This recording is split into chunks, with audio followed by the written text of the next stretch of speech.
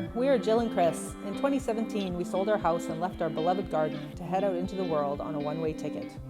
With no official plan, we found ourselves bouncing around Central America and the Caribbean for 2 years. After a visit back to Canada, we flew to Morocco in January of 2020. After the borders were shut down in March due to the pandemic, we waited for restrictions to ease off before flying to Istanbul, Turkey to start the next chapter of our life.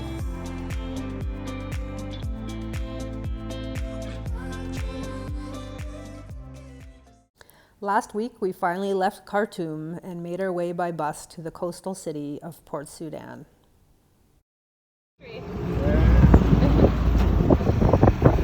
from Canada? Canada, yes. Yeah. Canada is nice, cold, I think. So Oh yeah, Iowa. Very Yes, cold, yes. very cold, yes. Hey guys, Hello. welcome to week 4. We live in Port Sudan so far, and yeah, things are great. And yeah, in this video, we're going to tell you all about what we got up to on week 4, which Yep. includes getting an apartment, which Oh, we're yes. very happy about. First, before all of this, though, we just want to mention that our money woes continued. Unfortunately, we had some more hassle with Western Union trying to get money, but.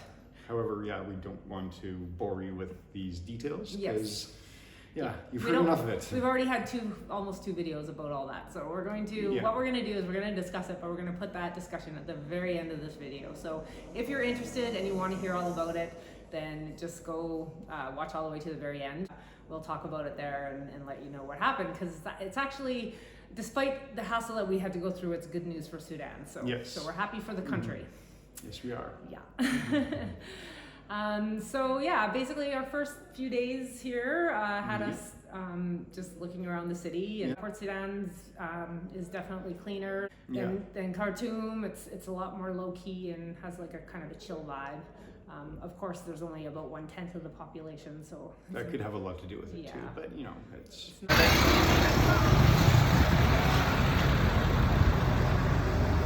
We're in the sort of main souk area.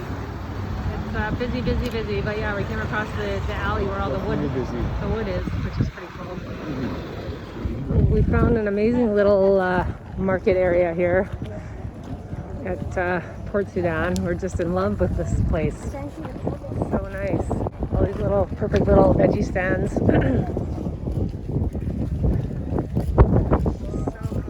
So calm and peaceful in here. We've come across a beautiful vegetable stand here. This man puts a lot of effort into his place here, for sure. Very nice.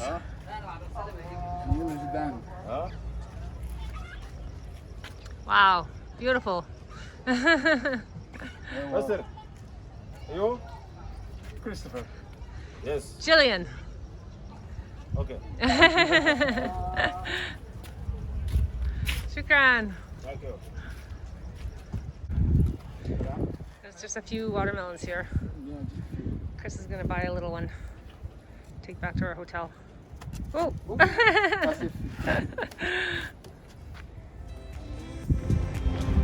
just down at the waterfront here. This is one of the branches of the inlet for Port Sudan. Just seeing what it seems like down here in the evening. We haven't been down here at this time, and the sun's about to set, so we're gonna see if we can find some coffee down here. So we're sitting down at the waterfront here in Port Sudan having a Javana coffee and just hanging out, watching the golden hour unfold here in front of us. And we got a massive, big, huge shipping boat across from us, and all the inner workings of the shipping port that goes on, which is really interesting to watch. But not a typical view.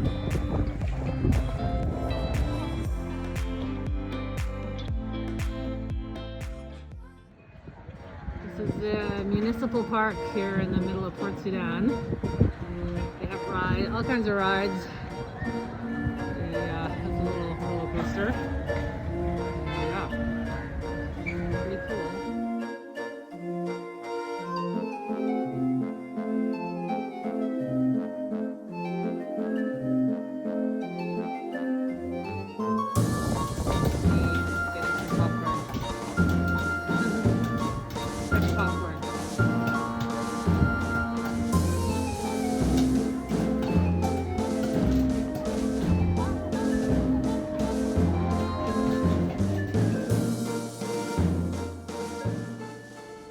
now you've probably seen us drinking coffee or jabbing out with the locals on the streets.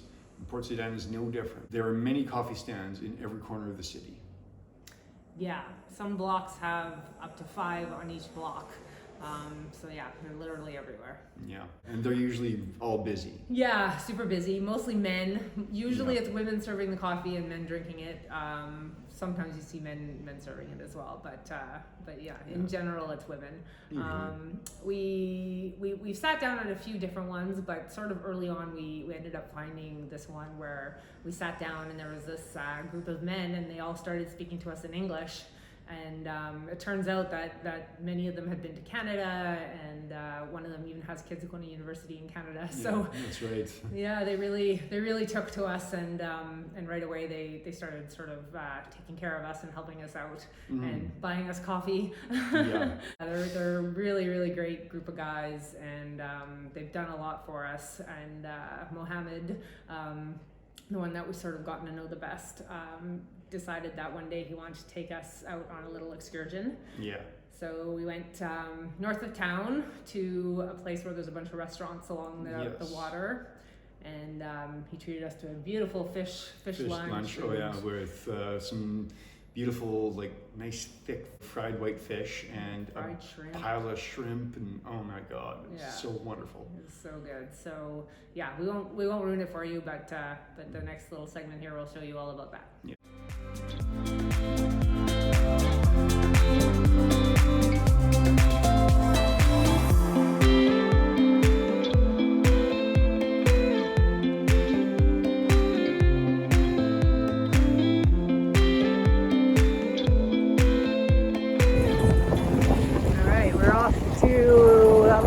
On the horizon there, some sort of a room with a clear bottom that we can see the fish. This our new friend here, Mohammed, is taking us out to see what we can find. Super exciting.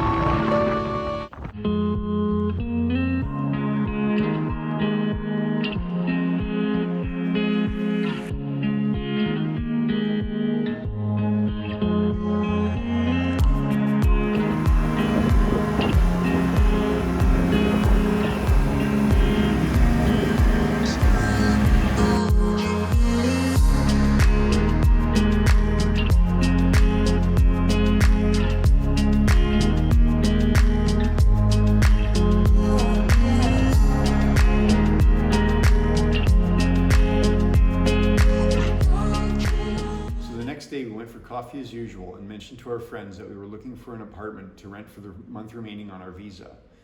We asked them if they thought it would be a possibility.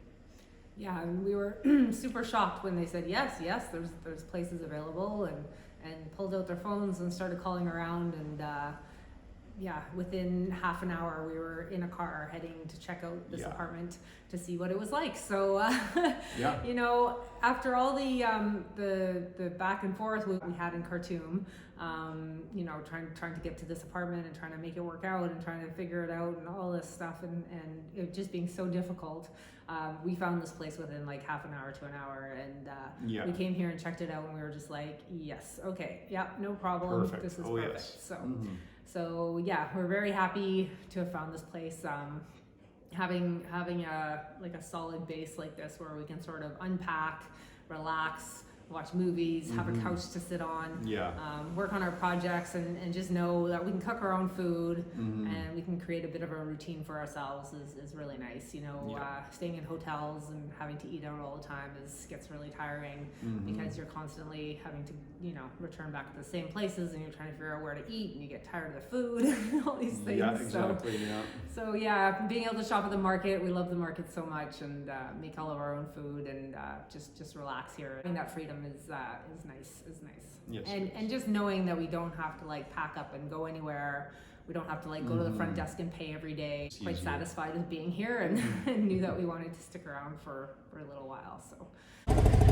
Hey guys, we're just in a truck here with some friends taking us to our new apartment. So we're pretty excited to get our own space for a little while. And we'll be in Port Sudan for another month or so anyways, and try to do some adventuring and exploring from around this area. So I'm looking forward to being settled, because it's been a while since we've been in one place for a month. Yeah, and it'll be nice to be able to focus on some projects and get some things done that have been piling up. Yes. Oh yes.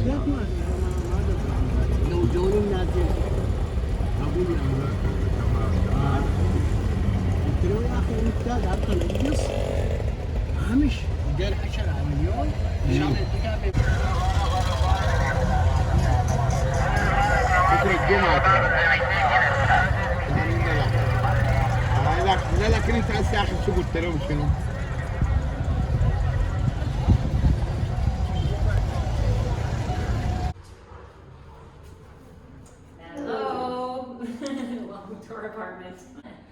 So first of all, this is a very typical sort of place for this area of the world. Actually, this is a really nice apartment. It's, you know, maybe a little bit less standards than some people are used to in North America or Europe, but we're really happy with it, and it has all the things that we need, and it's just perfect. So this is sort of our living room area, and there's a table that we could actually use to eat at, but it's full of stuff. So we have a TV which has all the channels we need and more, but we keep it on the movie channel, and we don't really take it off of there, because we get all the news we need on Facebook and all that stuff. So we've sort of set up, this is like a little laundry line that we set up here. And this is our corner where we do our interviews. We set that up so we can have a nice place to chat with you guys. And then this is the kitchen area, which is really nice. You know, it just has a 2-burner stove and a tap, a normal kitchen sink, and a bunch of cupboards, which we don't really use. But it's got a fridge with a freezer. It stays nice and cold. And we have our bathroom in here, which is just a typical bathroom. The shower is like wide open to the rest of the room, and the toilet's there, and the sink and the mirror and all that kind of stuff. And then in here, which is a massive bedroom, we have 2 single beds, which is also very typical for these parts of the world. They don't do big beds so much. It's a lot of single beds. This opens out onto the street that goes by, and we got a nice big wardrobe here to put all of our clothes in. And yeah, that's pretty much it. So we're happy. We've got a place to stay, and just you know, it really makes a difference to just our comfort level, just having a nice place to hang out and make food and all that kind of stuff. So we rented this place for a month. It's $160 that we prepaid, and we do have to pay a little bit extra for electricity, but we're told it's only like no more than maybe $10 for the month. So hopefully that's the case. And yeah, if you guys are liking this content, you know, we're going to be here for another 2 or 3 weeks in Sudan, and then our adventure continues. We still don't know where we're going next, so if you want to subscribe to our channel and stay tuned to what we're up to. We're full-time travelers. We have no plans on going home, so keep following along, and we look forward to having you along on our journey. Take care. Hey guys, we're just walking down our street here with these cute little goats behind us and this man, and yeah, we're just going out to explore our neighborhood. We just had our first night. Salam. We had our first night in our new place, and we're super excited, and we loved it, and we love it, and we're just really happy to be sort of grounded and in one place for a little while here. So yeah, stay tuned for adventures around Port Sudan. Cheers.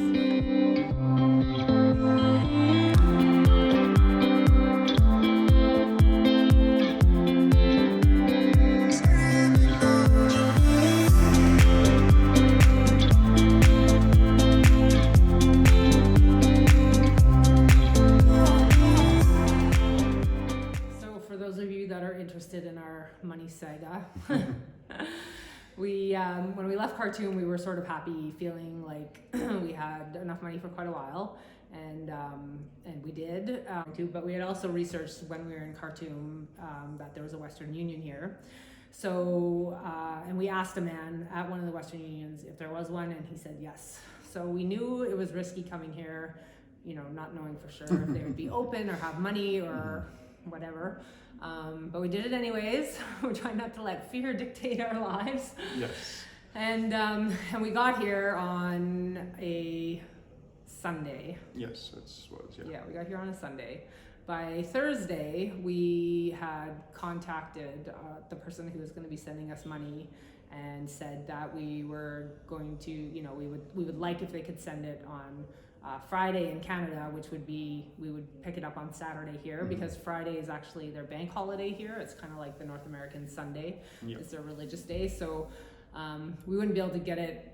We wouldn't be able to get it till Saturday at the earliest. So on Saturday, we headed off. We went onto Google Maps and looked at the Western Union location, and it was like about a 3-kilometer walk, I think. Yeah, it wasn't very far, really. So. Yeah. And so we decided to walk it. So we walked and walked and walked, and we got to that area, and there was nothing that looked like a Western Union. No, not one thing at all. We started asking a few people, and they said, no, there's no Western Union here, no Western Union in Port Sudan. And we were just like, oh man, here we go, right? Finally, this tuk-tuk driver spoke English, and he figured that if we went to the Bank of Khartoum, which was back all the way where our hotel was, basically, they would be able to help us out.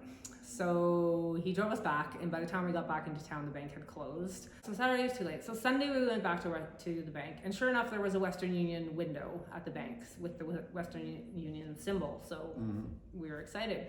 So we went in and told the man we needed to do Western Union. He said there's no Western Union transactions today. Everything is shut down. They're adjusting the rates. And if you've seen our other videos, you'll know that before, the bank rate, well, the actual published international exchange rate for Sudanese pounds to $1 was 55 Sudanese pounds to $1. However, if you get US dollars here in Sudan, you could exchange it on the black market for like 350. Well, anywhere from 300 to 400, we found out. But 350 seemed to sort of be an average number. So there was a huge discrepancy between the actual posted international exchange rate and the rate that you could get here. And of course, you know, with a hotel costing £5,000, that, you know, 55 pounds to $1 would have been like $100 a night for like a hotel that's actually $12 or $13 a night. So it didn't make any sense, and yeah, it was kind of crazy, and it was like totally like confusing the heck out of us. Anyways, so yeah, he said they were adjusting the rates, and so I kind of got curious and thought, what does that mean? And we went back to the hotel and looked online, and actually there was newspaper articles saying that Sudan was now normalizing the rate to match the black market rate. Yes. So and it was in the news, and basically what it meant was that the banks now would exchange your money at, well, they were posting at the time 378 to 1 US dollar, and that would be the same rate that you would get on the black market. So basically they eliminated the black market in a day, and they adjusted all the rates.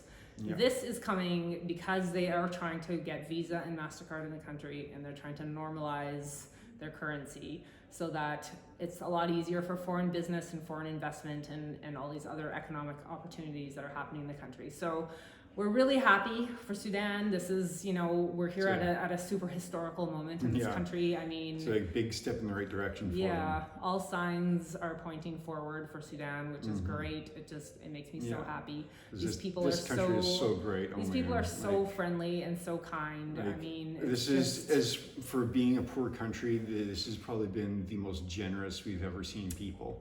Truly. We don't ask for anything. We expect to pay for things, but people just keep giving us coffee and lunches and taxi rides, and man, it's just crazy how generous these people trips out to go see fish and all these things. So yeah, it's been just such a beautiful experience here, and these people really deserve a better future for sure. Yes. So we're happy about that. So Sunday, nothing was being transferred. So Monday we go back, and there had been, before when we were getting Western Union transfers, the transfer would say the Canadian amount that was being sent, and then it would translate it into Sudanese pounds. But the translation into Sudanese pounds was with this small rate, this 55 to 1 rate. So the one that we got, the transfer was with the old rate. Rate. So the one that had been sent on the Friday from Canada had been sent with the old rate.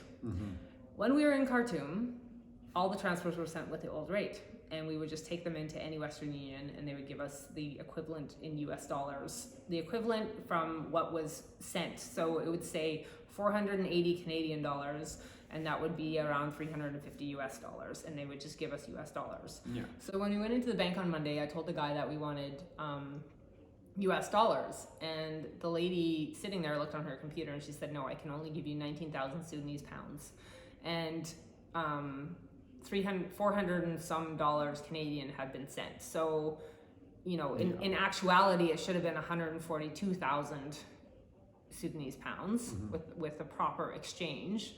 But because it was sent before the rate change, she said that all she could do is give us 19,000 Sudanese pounds. And they would not give us US dollars. I told him, I said, in Khartoum, we got US dollars all the time. Nope, he doesn't understand how that's possible. And they were not going to bend or break or do that. So we left. So then we left frustrated, thinking, okay. And the lady, her advice was to get the transfer canceled and have it resent now with the new rates. So we phoned our contact back in Canada and told them the situation and said, can you please cancel that and send a new one? So sure enough, they sent a new one, and the new one still said the same thing on the receipt. It still said it was only, I think we were at 20,000 Sudanese pounds now or something like that. And we were so frustrated. But anyways, we went back on Tuesday, and I showed it to the lady, and first of all, they couldn't get into the system. Yeah. So, here we were hoping for this money on Saturday, and it was now Tuesday, and we literally were down to last 2,000 Sudanese pounds, which equates to $6 or $7. Yeah. And, which is fine enough for a meal or two, but really that would be our meal out. We didn't have the apartment at that time, so we were eating in restaurants. So it was about 1,500 to 2,000 pounds for a meal in a restaurant. So we were kind of getting to a bit of a place of panic. However, our coffee friends, Mohammed, had told us not to worry. If we need money, he will take care of us, and all these other things. So we were well taken care of, which was great, but we were still so frustrated. So on Tuesday we waited. We sat in the bank and waited for probably 3 hours. Something like that, yeah. It was 3 hours, and that was the day actually that Mohammed was taking us to see the fish. Yes. And taking us for lunch. So we had gone to the bank at 8 in the morning, and we finally left at 11, went back to the hotel, ate a couple of pieces of fruit, and then went to meet him for coffee. And we were so happy that he took us out that day. I mean, we were just beside ourselves with we were the pretty fact pissed that off. we couldn't get any money. We were stuck in Port Sudan. One guy was just like, well, how long are you going to stay here for? And I was like, maybe forever. I mean, we're just to the point now we have no money. Oh my gosh, it was just so crazy. And for those who are watching this who haven't seen the first or second ones, our cards don't work here in the ATMs. So our only option is to get money transfers sent to us here. Again, they're working on that. Visa and MasterCard are starting to work with the banks. They're going to become part of the world banking system very soon. So they are working on that. But as of right now, international cards do not work in Sudan. You have to have a Sudanese bank account. They have like internal debit cards, but nothing for international. So our only option is to get money from the Western Union. So anyways, Mohammed takes us out for a day out on the water, and it was just what the doctor ordered. I mean, we were just in the pits of despair. And I said to him, I thanked him. I said, if you hadn't done this, we would have been back in our hotel room crying, like literally. So on Wednesday morning, we actually got messaged by a guy that we had met on Monday while we were in the lineup at the bank and had seen our frustration with the fact that they only wanted to give us 19,000 Sudanese pounds. And he basically had texted me and said, let me know when you're going to go back to the bank. I'll help you. And so we went Wednesday morning, and the system wasn't working again. And we were it was just unbelievable. And I don't think it had worked. It hadn't worked all day Tuesday, actually, because I said to the lady, I said, is it working? And she said, no, still not. And so anyways, Taj Al-Sir, our new friend, he showed up and he took us into the manager's office, and we sat in the manager's office with him until basically the manager called Western Union and demanded that they get the system back up and running, which took like another hour. So I think we were in the bank again for probably 2 or 3 hours that morning until we finally they were able to look at the transfer. And despite the fact that the transfer on our receipt only said 20,000 Sudanese pounds, they actually gave us the proper exchange rate, and it showed up as US dollars. So it showed up as US dollars and the actual exchange rate of it would have been 360 US dollars or 142,000 Sudanese pounds or something. And we had the option, we could have either or. So this is what had been adjusted on Sunday. So we were able to get what we needed to get finally on Wednesday, and we had been trying to get the money since Saturday. So that was pretty much our first week in Port Sudan. And like we said at the beginning, we don't want to dwell on that. We don't want to bore people to death with this story, but it's it's a reality of what we've dealt with here. And like we said, it's moving in the right direction. It's changing. Things are getting better. And we're really happy to see that, because if they want to be a place where tourists can come, they need to definitely get these kinks worked out, and they are. So that's good. So that's our story. Thanks for sticking around to hear it. And we've got another exchange since then, and it's been all fine. So I think now things are going to smooth out, and of course we're only here for another 2 or 3 weeks. So you always figure things out when you're ready to leave. Yeah, of course. Oh yeah. Anyways, thanks for sticking around. Thank you. Take care. Bye. Bye.